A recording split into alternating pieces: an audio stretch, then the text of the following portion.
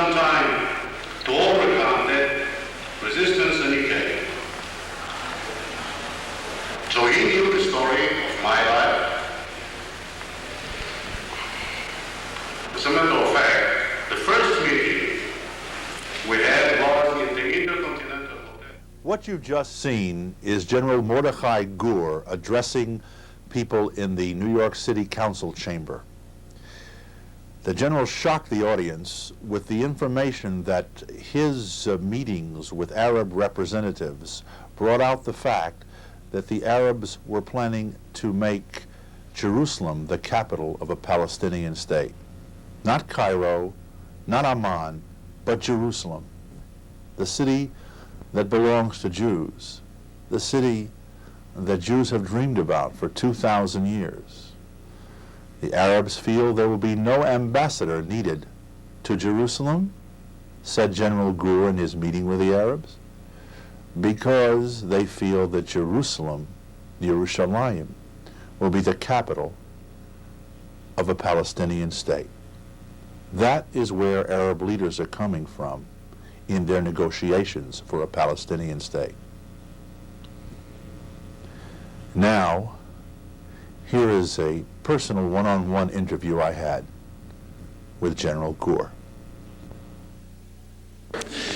It is an honor and a deep privilege to speak to an individual who is a hero in Jewish history. We don't see much of that, especially in the post-Holocaust era.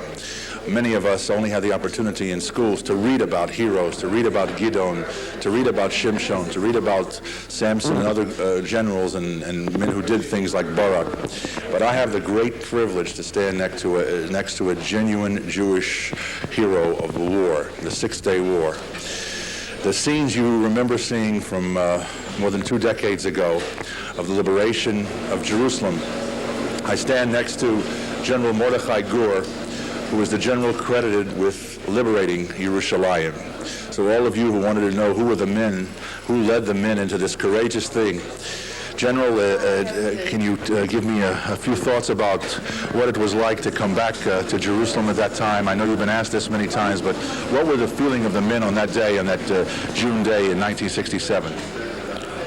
It's quite easy for me to answer you because I wrote a diary all during that day, and including the assault on the old city and the penetration into the walls.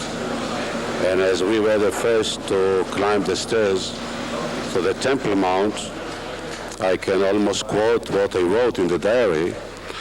Imagine what my family will say when they know who liberated Jerusalem after the Maccabees and all the other heroes of Jewish history. So I can say in short that we felt that we have made history, that we became part of history. We were lucky to be sent to fight in Jerusalem and liberate the city. And we felt that we became, just in that moment, part of Jewish people all over. You lost a lot of men, didn't you? Oh yes, I think that in respect to that fact, there is one story that I've repeated many times. We have lost a lot of men, much less than in the War of Independence. And this time we liberated the city, but we lost a lot of men. And when everybody got to the Kotel HaMa'aravi, the Western Wall, and they started praying, I was still with my command post up on the Temple Mount. And one rabbi, sergeant in my brigade, a paratrooper, wanted to pray Tachanun. Yes. And the chief rabbi said to him, now we pray Hallel. And he said, I'm sorry, Chief Rabbi, but as one who saw all his friends wounded, killed on the way, I cannot pray right now Hallel, I have to pray Tachanun. And like honest Jews, there were some who prayed Hallel because they prayed Tachanun before, and he was praying Tachanun. So that was the combination. On one hand, we lost the best of our friends. On the other hand, everybody realized what a huge change of our history we have done. And that kind of combined feeling follows us until now. I was always been fascinated reading the history of that. There's so many books that came out about it. According to one book, the last time the Jews owned the Temple Mount was, when the Romans burned it down, there was a Kohen by the name of Yosef ben Dalius who threw the keys away and jumped into the fire.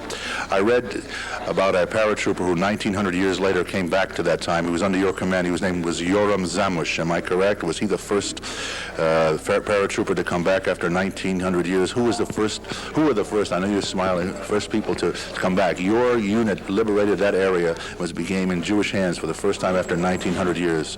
Well, who were the first people there? That's a very uneasy question for me because I was there the first. You were the first? Yeah, I was the brigade commander. What were you doing in the front of the line? You should have been in the back. Yes, and as most of my troops did it too slow to my taste, I advanced with my half-track, and then finally I realized I was the first, and with my half-track we broke the lion's gate, and we went in, and I was the first on the Temple Mount. And again, I was privileged to announce to everybody that the Temple Mount is in our hands. And then I sent my second-in-command with Yoram Zamush to the Kotel HaMaravi, and they were the first to get to the Kotel HaMaravi. And then, to finish the story, they wanted to put the flag, the Israeli flag. So they stopped in the middle of the stairs, and then the chief rabbi, Rabbi Gur, and Rabbi Menachem Cohen with the driver, they went down the stairs, and they were the first to touch the stones of the Kotel HaMaravi after 2,000 years. So I'm talking to the first Jew who laid claim on the Temple Mount, the area, for 1900 years. That's a fact. How did you feel? As I said, I was born in Jerusalem, and I grew up in Jerusalem as a child. And for me, fighting in Jerusalem, liberating Jerusalem, was a kind of a dream, a kind of a vision. And that's why I started to write a diary from the morning of the last day. And what kind of? It was the fulfillment of my personal dream, I believe of your personal dream, and a lot of... dream of every Jew. Yeah, and of every Jew. So without being too blunt, I have to say it's as simple as that. We just felt that we did it. I have one more question for you, General, and perhaps this may not be the right place or time for it. We have in America something called eminent domain, that if the government wants to take a house or our office building, they just pay it for it and they can take it. Why is it, how do you feel as a liberator of Jerusalem, that Jews cannot lease land in East Jerusalem without the world coming down on them? Are we truly free when we can't lease land in our, you know what I'm talking about, lease land in our own East Jerusalem, in our own area? Yes, I know what you're talking about, because I've been asked many times whether when I say that the Temple Mount is in our hands, whether it still is, in spite of all the difficulties we have with the Muslims and the Christians. Yes, in practical political terms, I dare say we do have Jerusalem, although we have to be practical with the presence of Christians and Muslims, and we have to be careful with what we did. I've been visiting the new settlement in the old city to see what it was. It was a Jewish building, and you still see mezuzahs on the doors. Yeah. A lot of Jewish shops were there. Jews left this area only in the pogrom of 36 or 39. Right. So basically, there is no discussion that we have the right to settle there. But the Supreme Court said no. The Israeli Supreme Court we said have to admit that we have practical, political, and religious difficulties.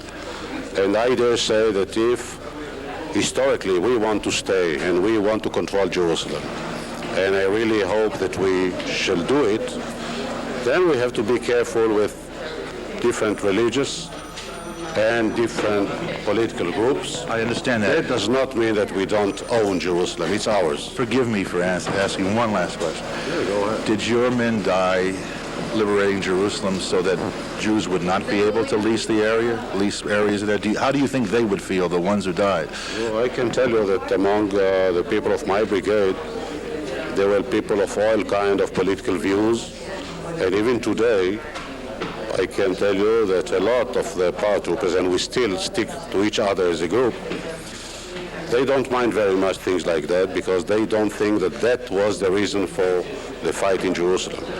The feeling is that Jerusalem was reunited. Jerusalem is ours. Jerusalem is Israeli and the Jewish capital. And if we still have some difficulties, we take it in the right proportion. So one should not exaggerate. The Temple Mount is ours, Jerusalem is ours, and when you have some problem, you have some problems. General Mordechai Gur, it is a great honor. Thank you very much. Thank you for you. Thank you.